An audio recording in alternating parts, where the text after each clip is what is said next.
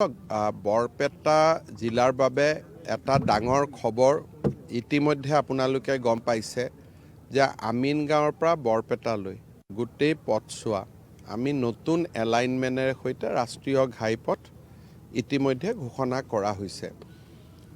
ইমান দিনে বৰপেটাৰ ৰাইজৰ এটা বহুত ডাঙৰ আপত্তি আছিল যে চহৰখনেদি কোনো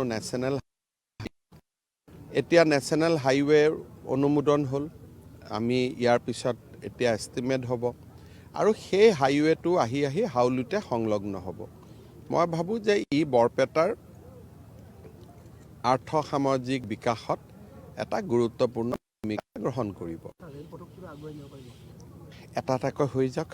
এজনে মানুহ 3.5 বছৰত কিমান কৰিব? লাহে লাহে চব কৰি গৈ আছোঁ। হাইৱেটো তাৰ নিয়ম হ'ল যে এতিয়া এলাইনমেণ্ট হৈ গ'ল, এতিয়া এষ্টিমেট হ'ব। এষ্টিমেট হোৱাৰ লগে লগে লেণ্ড একুইজিশ্যন আদি হ'ব। 1.5 বছৰমানটো লাগিব, কিন্তু এবাৰ হৈ গ'ল আৰু এতিয়া সেইটো হোৱাৰ পথত ওলাই আহিল আৰু। বৰপেটা জিলাৰ বাবে এটা ডাঙৰ খবৰ ইতিমধ্যে আপোনালোকে গম পাইছে যে আমিন গাঁৱৰ পৰা বৰপেটালৈ গোটেই পথছোৱা আমি নতুন এলাইনমেণ্টেৰে সৈতে ৰাষ্ট্ৰীয় ঘাইপথ ইতিমধ্যে ঘোষণা কৰা হৈছে। ইমান দিনে বৰপেটাৰ ৰাইজৰ এটা বহুত ডাঙৰ আপত্তি আছিল যে চহৰখনেদি কোনো এতিয়া নেশ্যনেল হাইৱেৰ অনুমোদন হ'ল।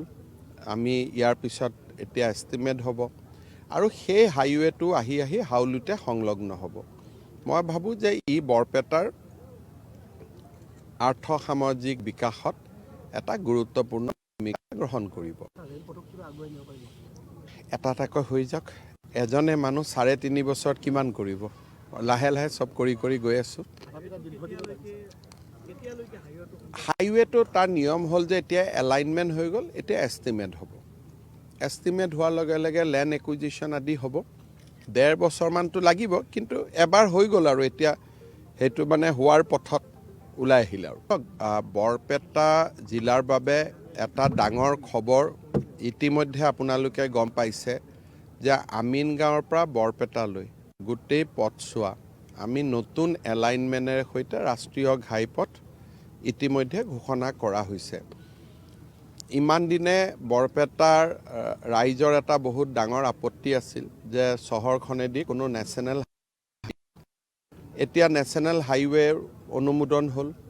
আমি ইয়াৰ পিছত এতিয়া এষ্টিমেট হ'ব আৰু সেই হাইৱেটো আহি হাউলিতে সংলগ্ন হ'ব। মই ভাবোঁ যে ই বৰপেটাৰ আৰ্থ সামাজিক বিকাশত এটা গুৰুত্বপূৰ্ণ ভূমিকা গ্ৰহণ কৰিব। এটাকৈ হৈ যাওক। এজনে মানুহ 3.5 বছৰত কিমান কৰিব? লাহে লাহে চব কৰি গৈ আছোঁ। হাইৱেটো তাৰ নিয়ম হ'ল যে এতিয়া এলাইনমেণ্ট হৈ গ'ল, এতিয়া এষ্টিমেট হ'ব। এষ্টিমেট হোৱাৰ লগে লগে লেণ্ড একুইজিশ্যন আদি হ'ব। 1.5 বছৰমানটো লাগিব, কিন্তু এবাৰ হৈ গ'ল আৰু এতিয়া সেইটো হোৱাৰ পথত ওলাই আহিল আৰু।